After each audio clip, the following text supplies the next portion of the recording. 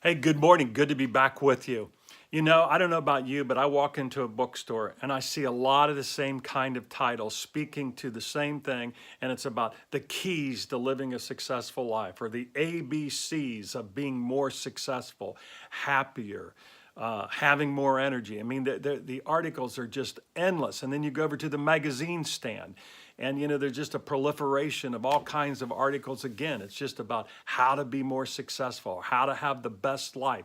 You go on social media, it's the same thing. Well, I was reminded once again what I think are really the keys to a successful life. I attended the funeral of my college roommate, Jerry Parks, 3 weeks ago. He was in poor health. My wife and I were in Florida to visit him, but we didn't get there. We didn't make it. He had passed away. As we sat in the church at his funeral, there were over 500 people in attendance.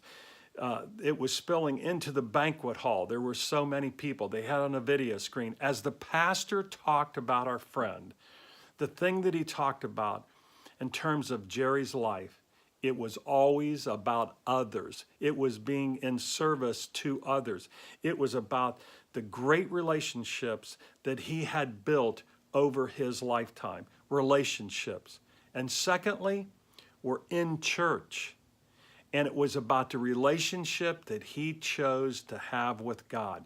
Never wore it on his sleeve, never wore it on his shoulder. It was a very personal thing with him.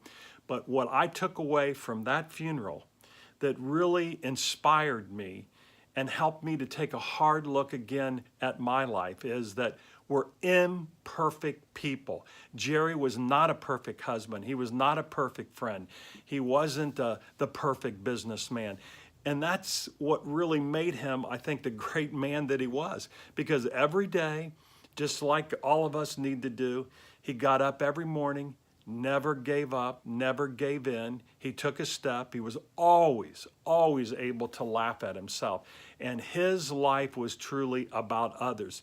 You saw that in his two boys, that he never stopped loving them. A great wife, a tower of strength for him, great faith. Here we were sitting in church celebrating this man's life. And once again, I was reminded, I don't need to read any books. I don't need to see it on the newsstand there. Here is a man's life.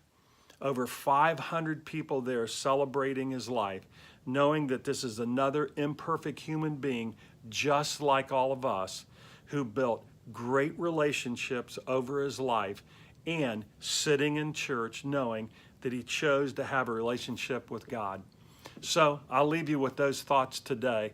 I'm going to work a little harder this week on my relationships with people, and especially those closest to me, because we know that's where it begins. It begins right at home. So I hope you have a great weekend. I look forward to seeing you next week. This is Pete Kunk, Built to Lead.